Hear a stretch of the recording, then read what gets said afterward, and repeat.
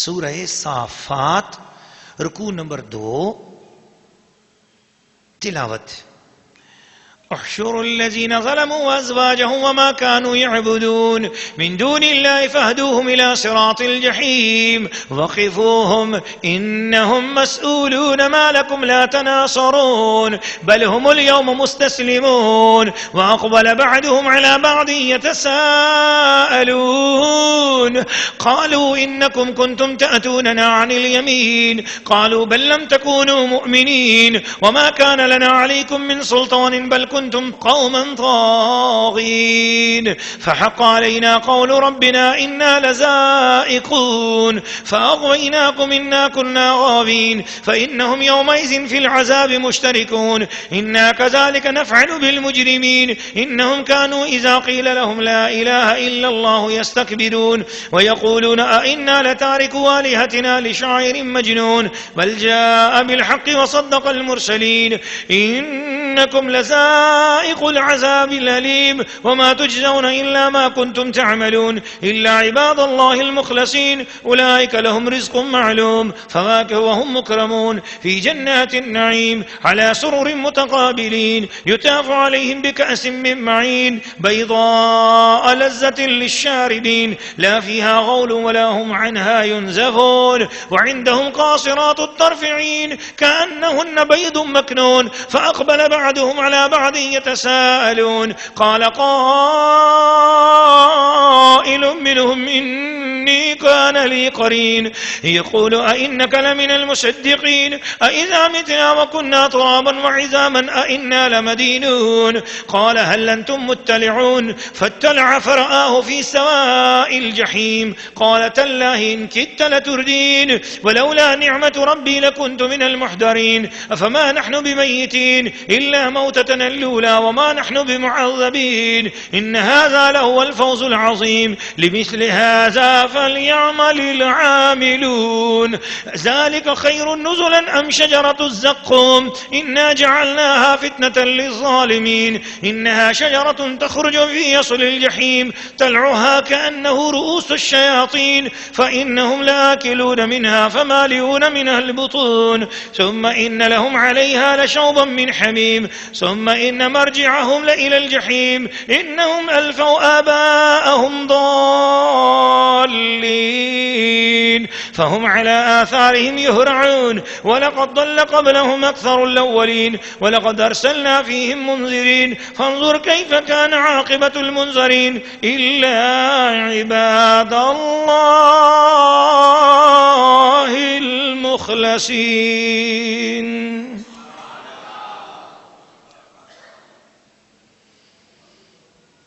سورہ صافات رکوع نمبر 2 ترجمہ کنز الایمان. ہاں کو ظالموں اور ان کے جوڑوں کو اور جو کچھ وہ پوجتے تھے اللہ کے سوا ان سب کو ہاں کو رائے دوزخ کی طرف اور انہیں ٹھہراؤ. ان سے پوچھنا ہے تمہیں کیا ہوا, ایک دوسرے کی مدد کیوں نہیں کرتے؟ بلکہ وہ آج گردن ڈالے اور ان میں ایک نے دوسرے کی طرف منہ کیا آپس میں پوچھتے ہوئے بولے تم ہماری دینی طرف سے بہکانے آتے تھے, جواب دیں گے تم خود ہی ایمان نہ رکھتے تھے اور ہمارا تم پر کچھ قابو نہ تھا بلکہ تم سرکش لوگ تھے. تو ثابت ہو گئی ہم پر ہمارے رب کی بات ہمیں ضرور چکھنا ہے. تو ہم نے تمہیں گمراہ کیا کہ ہم خود گمراہ تھے. تو اس دن وہ سب کے سب عذاب میں شریک ہیں. مجرموں کے ساتھ ہم ایسا ہی کرتے ہیں. بے شک جب ان سے کہا جاتا تھا کہ اللہ کے سوا کسی کی بندگی نہیں تو اونچی کھینچتے یعنی تکبر کرتے تھے اور کہتے تھے کہ ہم اپنے خداؤں کو چھوڑ دیں ایک دیوانہ شاعر کے کہنے سے, بلکہ وہ تو حق لائے ہیں اور انہوں نے رسولوں کی تصدیق فرمائی. بے شک تمہیں ضرور دکھ کی مار چکھنی ہے تو تمہیں بدلہ نہ ملے گا مگر اپنے کیے کا.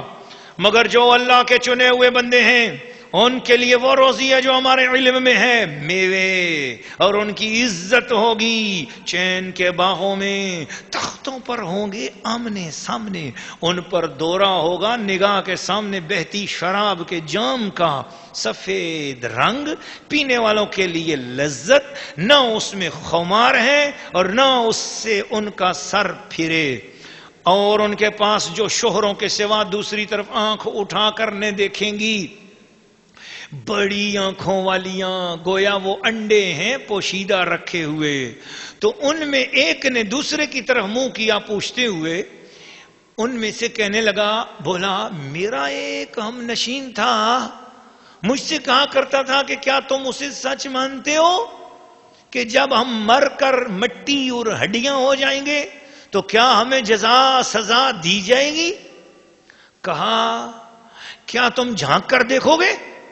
پھر جھانکا تو اسے بیچ بھڑکتی آگ میں دیکھا، کہا خدا کی قسم قریب تھا کہ تو مجھے ہلاک کر دے، اور میرا رب فضل نہ کرے تو ضرور میں بھی پکڑ کر حاضر کیا جاتا۔ تو کیا ہمیں مرنا نہیں مگر ہماری پہلی موت، اور ہم پر عذاب نہ ہوگا۔ بے شک یہی بڑی کامیابی ہے۔ ایسی ہی بات کے لیے کامیوں کو کام کرنا چاہیے۔ تو یہ مہمانی بھلی یا تھور کا پیڑ؟ بے شک ہم نے اسے ظالموں کی جانچ کیا ہے، بے شک وہ ایک پیڑ ہے کہ جہنم کی جڑ میں سے نکلتا ہے، اس کا شگوفہ جیسے دیووں کے سر، پھر بے شک وہ اس میں سے کھائیں گے، پھر اس سے پیٹ بھریں گے، پھر بے شک ان کے لیے اس پر کھولتے پانی کی ملونی یعنی ملاوٹ، پھر ان کی بازگشت ضرور بھڑکتی آگ کی طرف ہے۔ بے شک انہوں نے اپنے باپ دادا گمراہ پائے تو وہ انہی کے نشان قدم پر دوڑے جاتے ہیں۔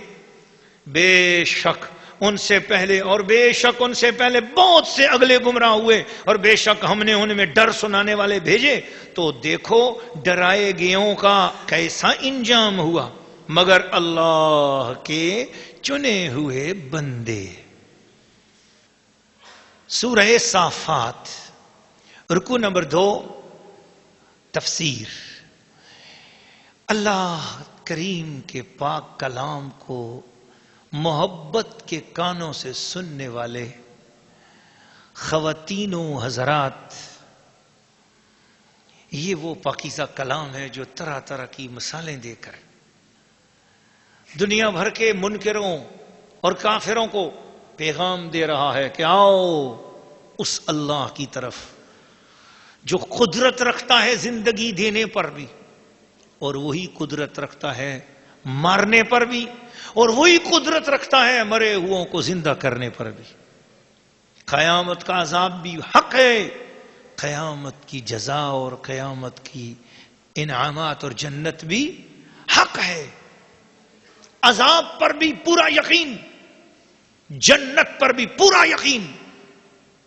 اللہ اللہ، یاد رکھنا، اگر کوئی شخص صرف اللہ تعالیٰ کو قہار اور جبار مان جائے اور اللہ تعالیٰ سے ڈرتا ہی ڈرتا رہے، صرف ڈر ہی ڈر اس کے دل میں پیدا ہو جائے، وہ بھی کامل مومن نہیں۔ اور اگر کوئی شخص صرف اللہ تعالیٰ کی رحمت پر ہی بھروسہ کر کے بیٹھ جائے اور خدا کے عذاب پر یقین نہ لائے، وہ بھی مومن نہیں۔ فقہاء نے، متکلمین نے، اولیاء اللہ نے اور مفسرین کرام نے یہ فرمایا ہے، الایمان بین الخوف والرجاء، ایمان خوف اور امید کی درمیانی کیفیت کا نام ہے۔ کبھی ڈر بھی آپ کے اوپر اللہ کے عذاب کا ایسا آ جائے کہ جسم لرزنے لگ جائے، اور کبھی رحمت اپنے جوبن دکھائے تو اس کی بارگاہ میں یقین کی دنیا آباد ہو جائے۔ ایسے ایمان کی کیفیت کس کی تھی؟ سیدنا ابو بکر صدیق رضی اللہ تعالیٰ عنہ کا ایک عمل آپ کو سناتا ہوں، ایک بات، تو وہاں سے آپ کو پتہ چل جائے گا کہ سینے میں ایمان کی کیفیت کیسے رکھنی چاہیے۔ آپ کو معلوم ہے کہ حضرت سیدنا صدیق اکبر رضی اللہ تعالیٰ عنہ خلیفۃ الرسول ہیں۔ آپ کو معلوم ہے کہ عشرہ مبشرہ میں سب سے پہلے نام حضرت صدیق اکبر کا آتا ہے، کہ جن کو حضور صلی اللہ علیہ وسلم نے زبان حق سے، زبان حق ترجمان سے، زبان اقدس سے ارشاد فرما دیا کہ صدیق آج کے بعد کچھ بھی کر لو تم جنتی ہو۔ الصدیق فی الجنہ، ابو بکر فی الجنہ. حضور نے فرمایا جنت کے ہر بندے کو اس کے اعمال کے حساب سے، اس کے مرتبے کے حساب سے اللہ نے جنت کے دروازے بنائے ہیں. روزے دار کو روزے دار کی دروازے سے بلایا جائے گا، جو نمازی ہے نمازی کے دروازے سے بلایا جائے گا، جو حاجی ہے حج کے دروازے سے بلایا جائے گا. ہر ایک کو لیے کوئی ایک دروازہ ہے، کسی ایک ہی دروازے سے بلایا جائے گا. لیکن میرا ابو بکر وہ ہے جنت کے 8 دروازے سے آواز آئے گی، حضور ادھر سے تشریف لائیے، حضور ادھر سے تشریف لائیے. اور اس پوری کائنات کے اندر 3 ہی ایسے لوگ ہیں کہ جنت بھی دعا کرتی ہے کہ مولا وہ میرے اندر آ جائیں. سارے لوگ جنت کی تمنا کرتے ہیں، اور کچھ وہ بھی ہیں جن کے لیے جنت تمنا کرتی ہے. ان میں سے ایک نام سیدنا صدیق اکبر کا بھی ہے. اتنے بڑے اعزاز، اتنی بڑی شان. اور روایات میں آتا ہے کہ سیدنا صدیق اکبر ایک دن رونے لگے. کسی نے پوچھا کہ حضور آپ کو تو اللہ نے اتنا بڑا مقام بخشا ہے، آپ کیوں رو رہے ہیں؟ فرماتے ہیں کہ اگر قیامت کے دن یہ اعلان ہو جائے کہ ایک بندہ، بس صرف ایک بندہ بچ گیا ہے، باقی سب کو اللہ نے جنت میں بھیج دیا ہے، بس ایک ہی بندہ ہے اسے دوزخ میں ڈالا جائے گا، باقی سارے لوگ جنت میں جائیں گے. تو آپ فرماتے ہیں میں رب کے عدل سے اور رب کریم کے خوف سے ڈرتا ہوں کہ وہ ایک بندہ کہیں میں ہی نہ ہوں. اور پھر تھوڑی دیر بعد طبیعت سنبھلی تو طبیعت پہ خوشی کے آثار آ گئے، اور فرمایا کہ اگر قیامت والے دن اعلان ہو جائے سارے بندے دوزخ میں جائیں گے، صرف ایک بندہ جنت میں جائے گا، فرماتے ہیں مجھے رب کی رحمت پہ امید ہے وہ بھی میں ہی ہوں گا. سبحان اللہ. یہ کیفیت آپ کے دل میں ہو تو اب سمجھو کہ آپ کے اندر ایمان اپنے پودے کو جما چکا ہے، اور ایمان کا درخت اپنے اندر پورے عروج پہ آ چکا ہے. اللہ کے عذاب سے بھی ڈرو، اللہ کی رحمت کی امید بھی کرو. جب اس کے عذاب کی بات آئے تو آنکھیں چھلک پڑیں، اور جب اس کی رحمت کی بات آ جائے تو چہرہ کھل جائے.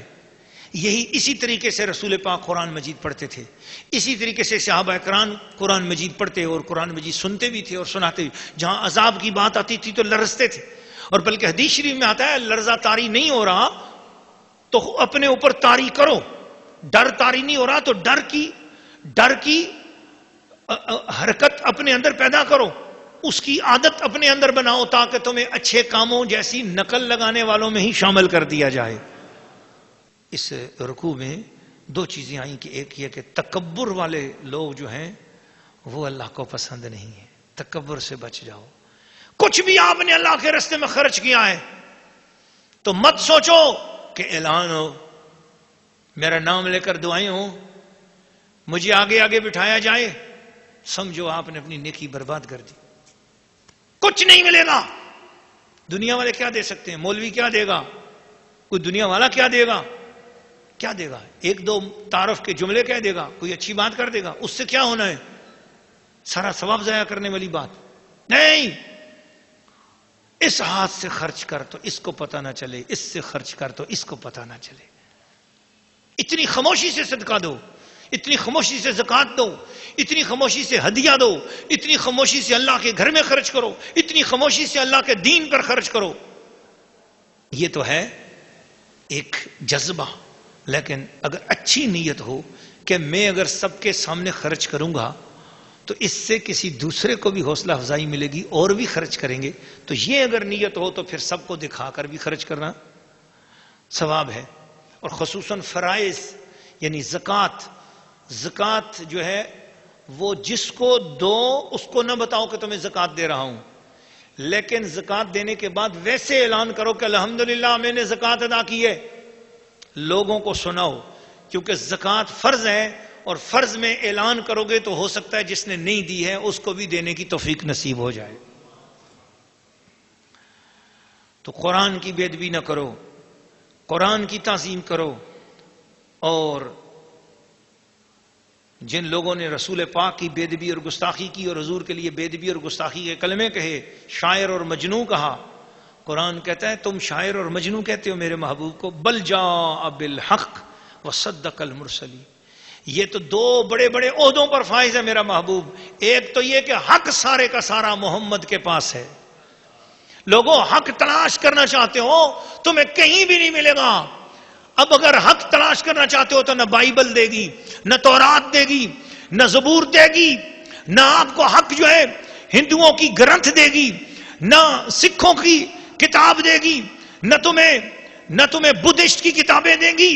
اگر حق تمہیں چاہیے کائنات کے اندر جتنی کتابیں گھڑی ہوئی ہیں یا آسمانی ہیں منسوب ہیں، حق تمہیں وہاں سے نہیں ملے گا. حق لینا ہے تو محمد کے قرآن سے تمہیں ملے گا. وہ صدق المرسلین، یہ وہ نبی ہے جس نے کسی رسول کو جھٹلایا نہیں ہے. 1,24,000 نبیوں پر بھی ایمان لانے کا اپنے امتیوں کو فرماتا ہے کہ سب نبیوں کو بھی مانو اور محمد کو بھی مانو. یہ محبت والا رسول ہے. کتنی محبت ہے. میں ایک اہم بات کرنا چاہتا ہوں. یہ میرا پروگرام اگر یورپ والے دیکھیں اور اگر عیسائی دیکھیں اور یہودی دیکھیں تو میں ایک فکر ان کے سامنے رکھنا چاہتا ہوں کہ اے یہودیوں، اے عیسائیوں، آؤ ذرا ہمارے مسلمانوں کے معاشرے میں پھرو. تمہیں موسیٰ نام کے کتنے مسلمان مل جائیں گے، عیسیٰ نام کے کتنے مسلمان مل جائیں گے، یوسف نام کے کتنے مسلمان مل جائیں گے، یعقوب نام کے کتنے مسلمان مل جائیں گے. تمہیں یوحنا نام کے مسلمان بھی مل جائیں گے، یحییٰ نام کے مسلمان ملیں گے، زکریا نام کے مسلمان ملیں گے، مریم نام کی بچیاں ملیں گی. تمہیں مریم نام کی کتنی مسلمان بچیاں ملیں گی؟ بولو، یہ تمہارے بنی اسرائیل کے انبیاء ہیں کہ نہیں؟ یہ ہمارے رسول نے محبت دی ہے، انبیاء پر ایمان دیا ہے. ہم اپنے بچوں کے نام دوسرے انبیاء کے نام پر بھی رکھتے ہیں. کیا تمہارے اندر بھی اتنی ہمت اور محبت ہے کہ اپنے کسی بچے کا نام محمد رکھ کے بتا دو، اپنی کسی بچی کا نام عائشہ رکھ کے بتا دو؟ ہم سمجھیں گے کہ ہاں تم بڑے سیکولر ہو اور تم بڑے خیال رکھنے والے ہو. جھوٹ بولتے ہو، تم متعصب ہو، تمہارے اندر نفرت ہے. اگر تم سچ دیکھنا چاہتے ہو، آؤ، سچ اگر کائنات میں ہے، محبت اگر بلا تعصب اس کائنات میں ہے تو وہ صرف قرآن میں ہے، مدینے والے کے پاس ہے، اسلام کے پاس ہے، مسلمانوں کے پاس ہے، اولیاء اللہ کے پاس ہے.